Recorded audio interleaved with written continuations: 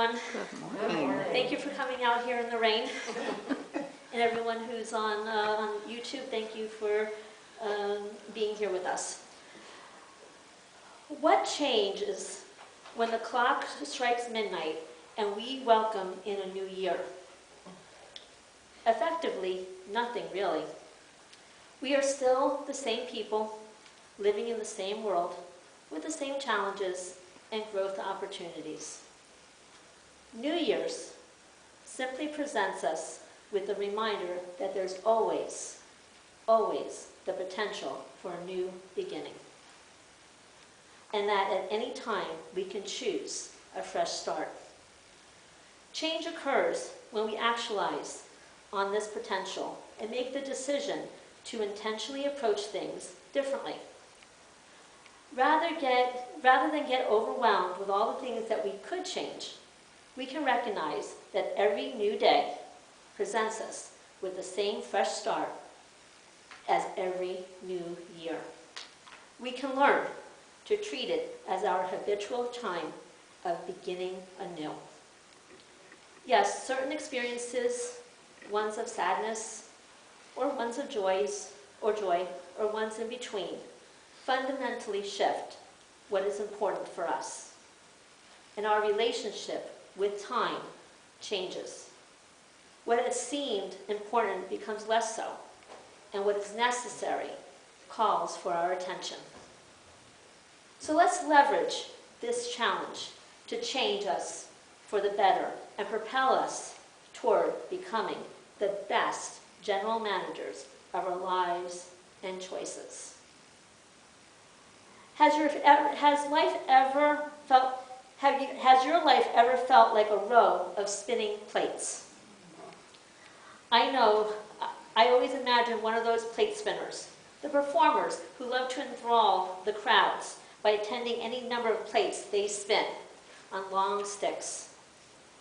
The idea, of course, is to spend just enough time and attention on each plate to keep it moving, but not so much to lose track of another and see it shatter to the floor. No matter how many plates there are, work, parenting, fitness, marriage, volunteer work, service, school, hobbies, the list can go on and on and on. But society keeps telling us, if we just spin the plates fast enough, we should be able to keep any number of them going. But meanwhile, the person at the center of this is darting back and forth with a keen, jittery attention. It's always struck me as a manic and exhausting exercise. While it may be entertaining to watch, is it any way to live? I know mine has. I used to use this image, this spinning plate image analogy in my mind much of my adult life when dealing with a variety of different personal and professional challenges. And they all needing attention to some degree, all at the same time, or so it seems.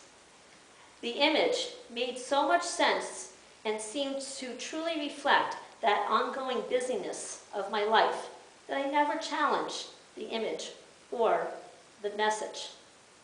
Because life is very much a balancing act, and we are always just a step away from a fall. But I did ponder, what if I shifted the perspective of my analogy for life from spinning plates to simmering pots? What if I changed my style of ongoing busyness, often with no real finished projects or results, to a balanced, steady approach offering many possibilities?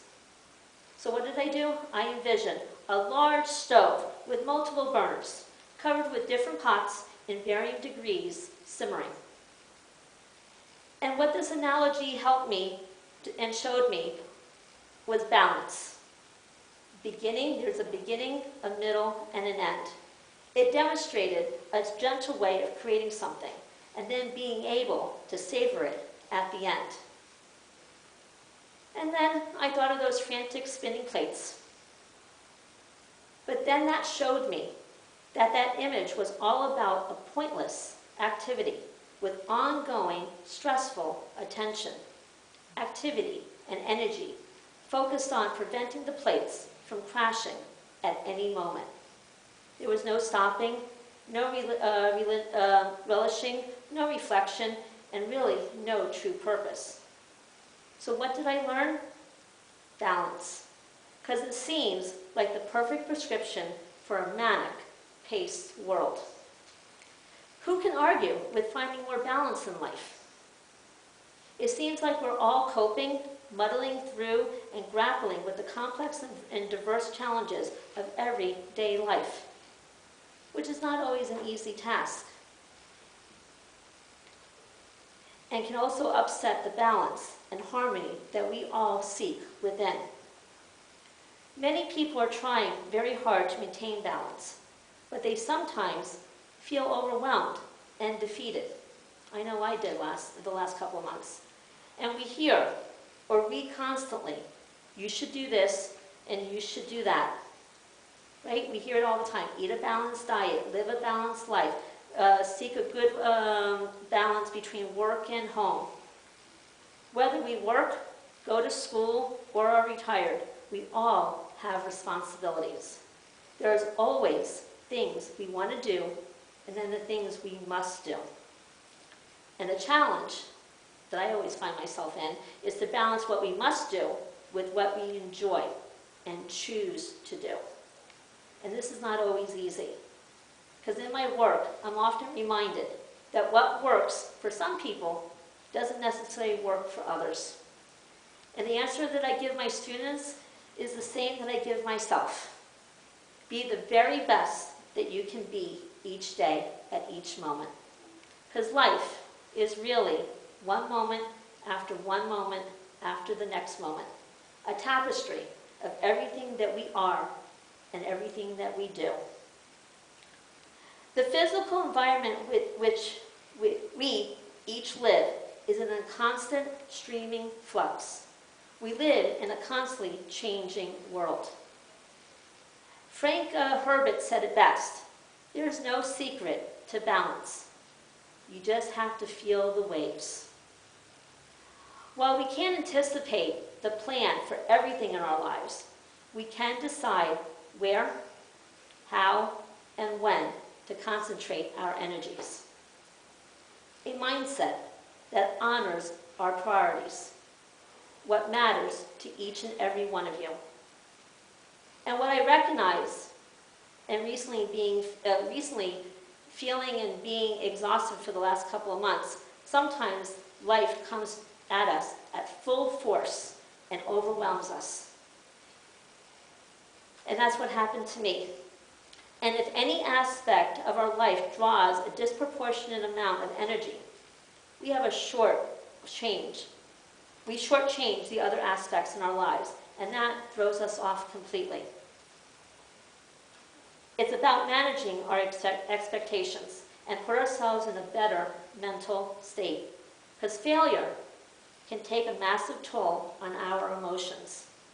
Because what's important is our mindset before and after sometimes those disappointing moments in our lives. But it's just a moment, like I always tell myself, and it's going to change. But when I looked within, I realized I seldom give myself time to rest. Instead, I'm on the go, go. And then I continue to do some more, going and going and doing and going. There's an entire spectrum of thought energies, from the very unconstructive and self-focused to the very positive and life-affirming. And the most wondrous thought is our struggles don't define us.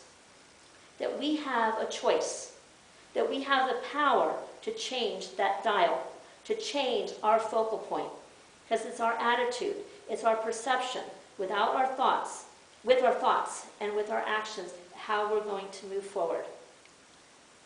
So when I thought about what was going on within, I kept on asking, what am I missing? What am I missing? And then I heard it, loud and clear, grace. Grace for myself is what I'm missing. Grace to just be, to be me.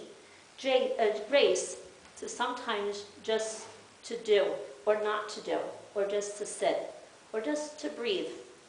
Sometimes it's perfectly okay and absolutely necessary to shut down, kick back, and do nothing, or just do something for myself, to recharge and replenish my energies, my spirit.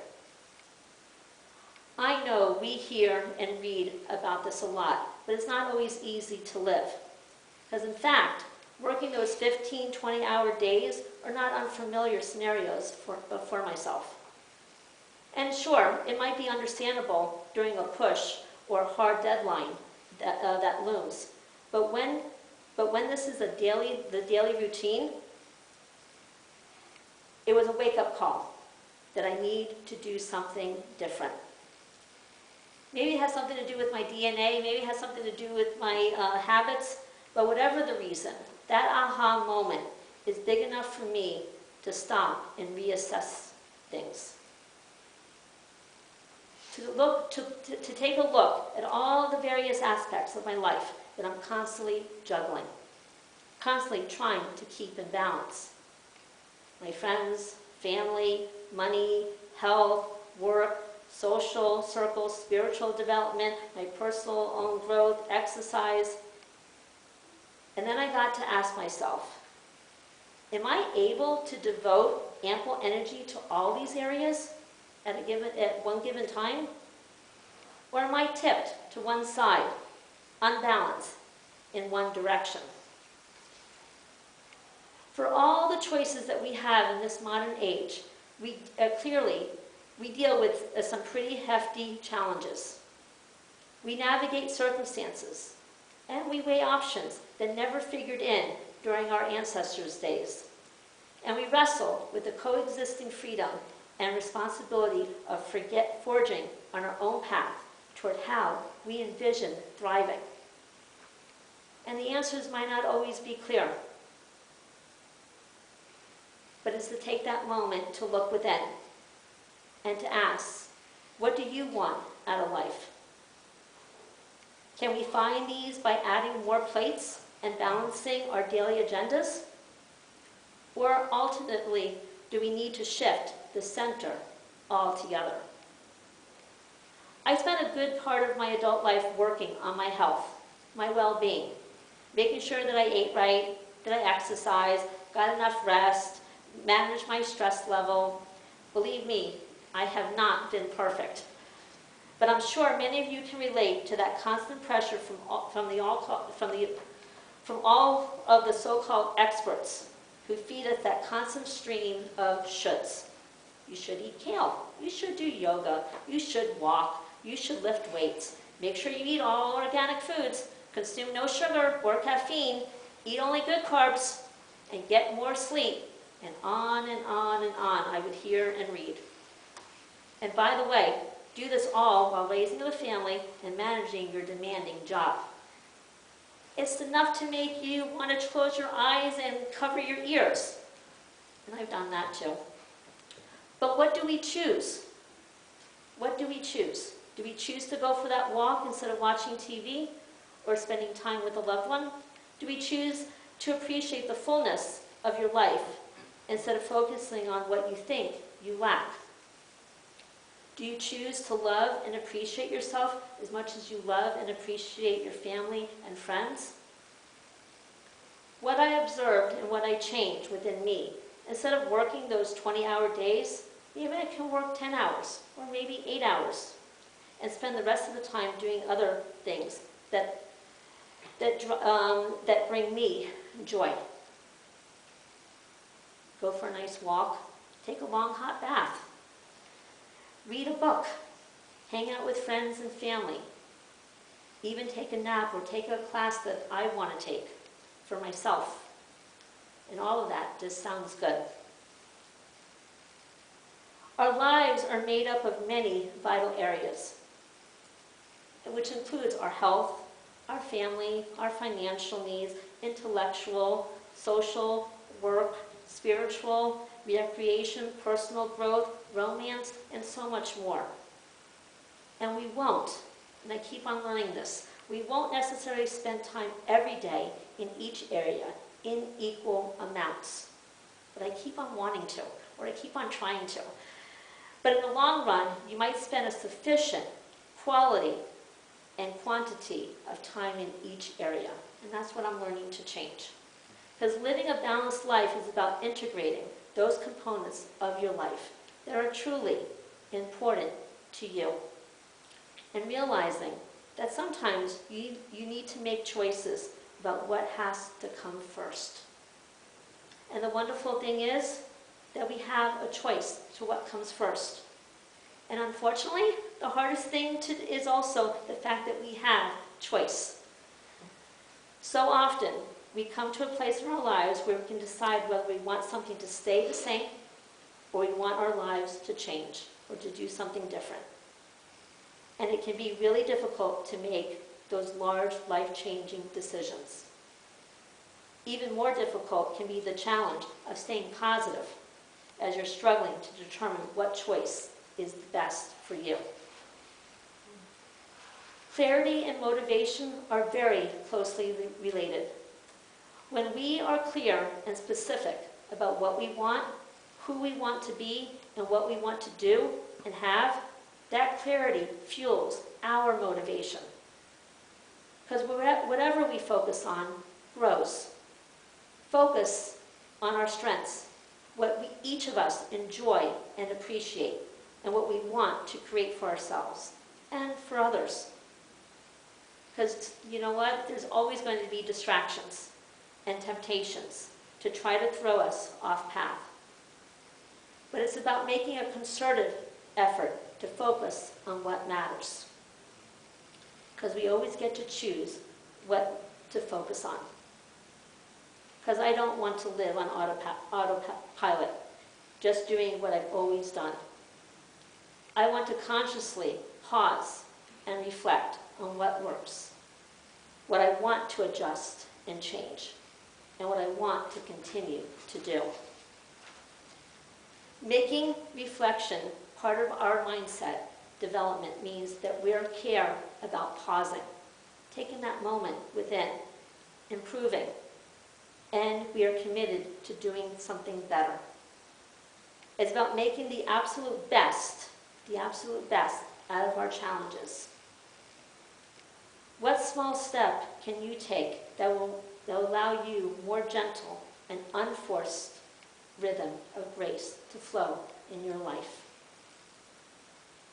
And sometimes I come home and all I want to do is just sit in my favorite chair and just take some deep breaths and just do some breathing exercises. And then I'm good to go to keep on going, or I just stay there for a little bit longer. And forget about the pot on the stove. But then I hear the fire alarm, or the alarm in my kitchen, like, oh, something's burning. And then I have to really pay attention. But I leave you to ponder a few lines from a poet and writer, Thomas Merton. Happiness is not a matter of intensity, but of balance, order, rhythm, and harmony. Thank you for listening. Thank you for being here.